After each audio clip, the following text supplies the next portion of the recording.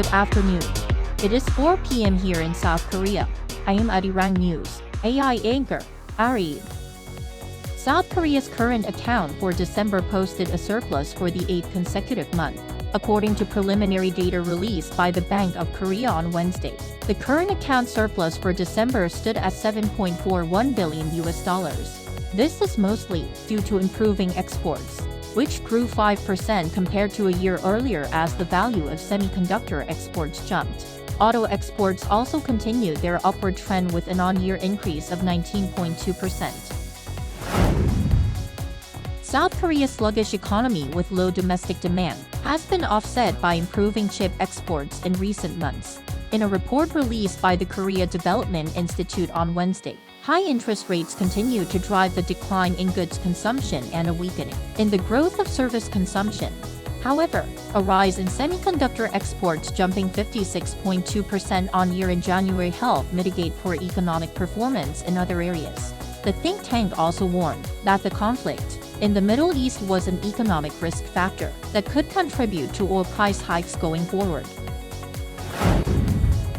South Korea has announced a deal to export 10 M-SAM-2 mid-range surface-to-air missile batteries to Saudi Arabia, according to Seoul's Defense Ministry on Tuesday. The deal, worth some 4.2 trillion Korean won, or $3.2 billion, was sealed last November. The so-called Korean Patriot M-SAM-2 uses hit-to-kill missiles capable of intercepting incoming missiles at an altitude of 30 to 40 kilometers. South Korea's Foreign Minister Jo Tae-yeol spoke on the phone with his Chinese counterpart Wang Yi on Tuesday, marking the first conversation between the two officials since Jo was appointed last month.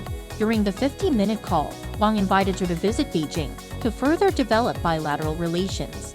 In response, Jo agreed to schedule a visit via diplomatic channels at a time that's convenient for both sides. The top diplomats also agreed on the importance of managing supply chain stability and decided to seek new sources of development through deepening bilateral trade and investment.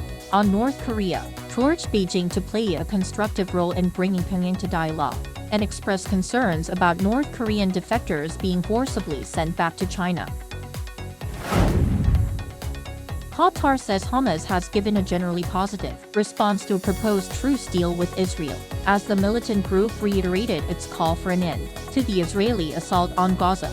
In a statement from Hamas, it said its leadership had reviewed the ceasefire deal with a positive spirit, including details on securing relief and shelter, reconstruction, the lifting of a 17-year-old crippling siege, and the completion of the prisoner exchange process.